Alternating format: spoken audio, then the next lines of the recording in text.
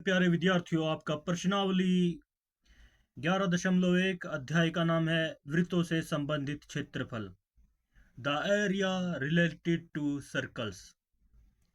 तो इसमें हम 10वें सवाल को करने जा रहे हैं। इसमें बोला है एक छतरी में 8 ताने हैं जो बराबर दूरी पर लगे हुए हैं।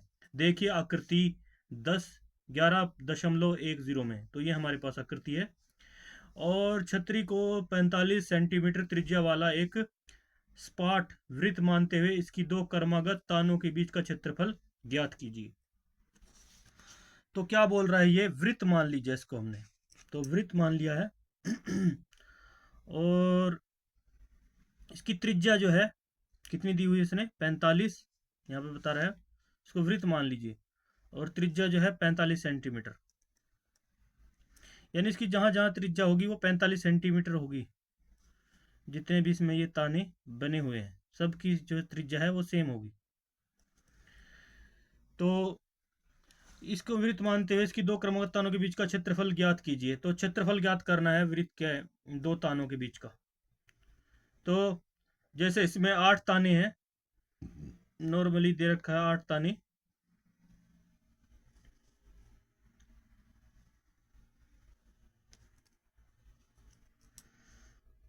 तो एक ताना ये हो गया, दूसरा ताना ये हो गया, तीसरा ताना ये हो गया और चौथा ताना ये हो गया, पांचवा ताना ये हो गया, छठा ताना ये हो गया, सातवां ताना ये हो गया। टोटल 8 ताने हैं यहाँ पे। तो इससे क्या प्रूफ हो रहा है कि जो इसके बीच का जो कोण बनता है वो हमारा 360 डिग्री का होता है। तो 360 डिग्री से अगर हम थीटा का मान निकालना चाहते हैं तो क्या करना पड़ेगा, 360 को जो है हमें 8 से भाग करना पड़ेगा। 360 डिग्री को 8 से भाग करेंगे तो कितने पे जाएगा, 4 दूनी 8, 4 में 36, 2 से काट दो, 4 दूनी 8, 2 चौके 8, एक बचा, 2 पंजे 10, 45 डिग्री का थीटा का मान आ जाएगा। तो थीटा का मान हमारे पास आया 45 डिग्री। तो इसलिए theta is equal to 45 degree लेंगे। तो त्रिज्या इसमें आर ऑलरेडी दे रखी है। तो यहाँ पे तो मैंने सिर्फ आपको समझाने के लिए बताया ये।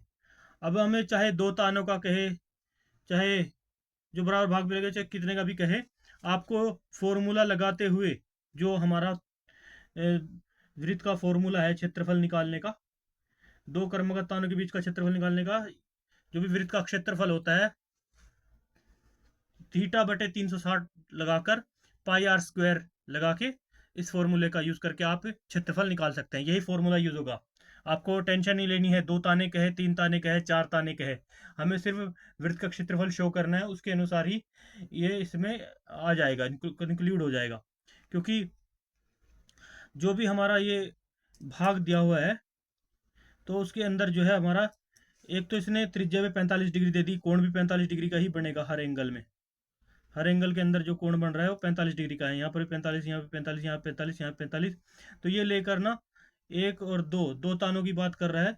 तो यहाँ के बीच का क्षेत्रफल पूछा है इसने, तो इसलिए लिखेंगे दो क्रमागत तानों का क्षेत्रफल। तो सबसे पहले हम क्या चीज़ हमारे पास दिया हुआ है वो लिख लेते हैं। जो हमारे पास सबसे पहले लिखेंगे हल। हमारे पास क्या चीज़ है इसमें दी हुई, उस पॉइंट को रखेंगे सबसे पहले। हमारे पास हमने थीटा निकाली, तो कोण थीटा निकालने के लिए मैंने आपको यहाँ पे ऑलरेडी सोल्व करके दिखाया था ये यहाँ पे। तो चाहे छतरी के ताने हो, चाहे देखने में फिर ये ऐसा वृत्ति लगती हैं। तो कोण थीटा निकालेंगे। तो सबसे पहले हमारे पास कोण थीटा नहीं दिया है तो हमें इसे निकालना लेंगे। तो कोण थीटा हमारे पास क्या प्राप्त हो रहा है, यहाँ पे निकालने पर कोण थीटा बराबर हमारे पास प्राप्त हो रहा है 360 डिग्री का ऑलरेडी कोण होता है। ये जो भी हमारा वृत्त होता है इसके अंदर, ये हमें अपने माइंड में खुद समझना है, हमें पता होना चाहिए वृत्तों से संबंधित नॉलेज। तो उसके बाद इसको 8 से डिवाइड करेंगे। 8 से डिवाइड करने पर हमारे पास जो कोण आता है वो 45 डिग्री का आता है, जगह से हम काटेंगे। तो थीटा का मान हमारे पास ऑलरेडी 45 डिग्री आ चुका है। अब बात रही त्रिज्या की। तो त्रिज्या क्या दे रखी है हमारे पास, त्रिज्या इसने ऑलरेडी दे रखी है हमारे पास 45 सेंटीमीटर। इसको 45 सेंटीमीटर लिख लीजिए आप। तो अब क्या करना है, 45 सेंटीमीटर त्रिज्या होगी। अब इसमें पाई का तो मान नहीं दिया है। जहां पे वृत्त होता है वहां पे हमें ऑलरेडी पता होना चाहिए। जिनमें पाई का मान नहीं दे रखा होता है वहां पे हमें पाई का मान 22/7 रखना होता है। और जहां पे दिया होता है, जैसे बोलेगा कि 3.14 का पाई का मान लो, तो हमें वहाँ पे वो वही मान लेंगे। तो इसलिए हमारे पास, इसलिए पाई का मान, इसलिए पाई बराबर हम मानेंगे 22/7। तो अब 22/7 लेकर चलेंगे, ठीक है।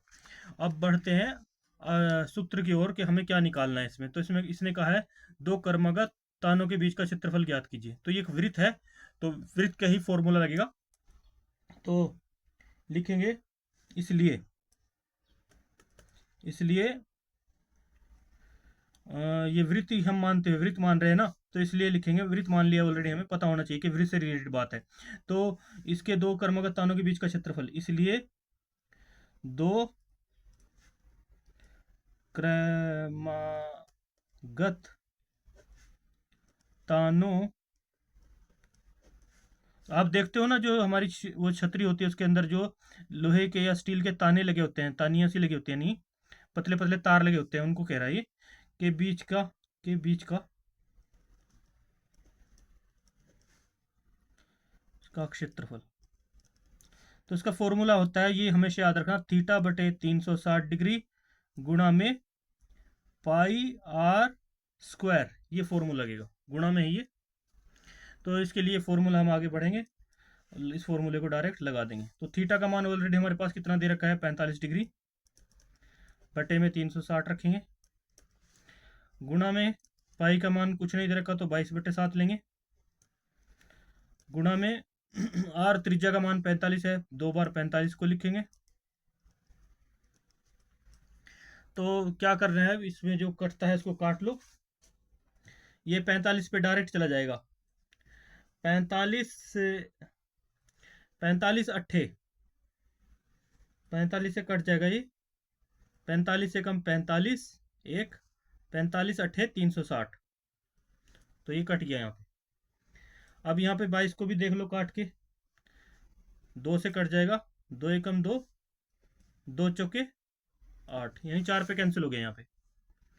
तो बचे क्या हमारे पास, उन भागों को लिख लो आप, 1/4 गुणा में 11/7 गुणा में 45 गुणा में 45, और जिनके नीचे कुछ नहीं होता उनके नीचे नॉर्मली 1 होता है, ये हम आपको पता होना चाहिए। तो आप गुणा करके देख लीजिए। गुणा करने पर आपको ये प्राप्त होगा, आपको नॉर्मली अपने माइंड में रखना होगा, क्योंकि एग्जाम के टाइम आपको इतना टाइम नहीं होता कि आप पूरी पूरी गुणा करें, और आप चाहें तो कर भी सकते हैं गुणा, लेकिन आपकी गुणा करने पर आप करके देख सकते हैं, 11 गुणा 45 गुणा 45 और गुणा 11, तो आपके पास प्राप्त होगा ये प्राप्त होगा आपको 2,02,275 बटे में 7 चौके 28 सेंटीमीटर में था ये, सेंटीमीटर में मान दिया है ना, यहाँ पे देखो सेंटीमीटर में है, तो क्या होगा, वर्ग सेंटीमीटर, यही होगा आपका आंसर, यही वर्ग सेंटीमीटर में आपका आंसर आ जाएगा। तो इसके बाद मिलते हैं नेक्स्ट सवाल में, तब तक के लिए बाय बाय, जय हिंद।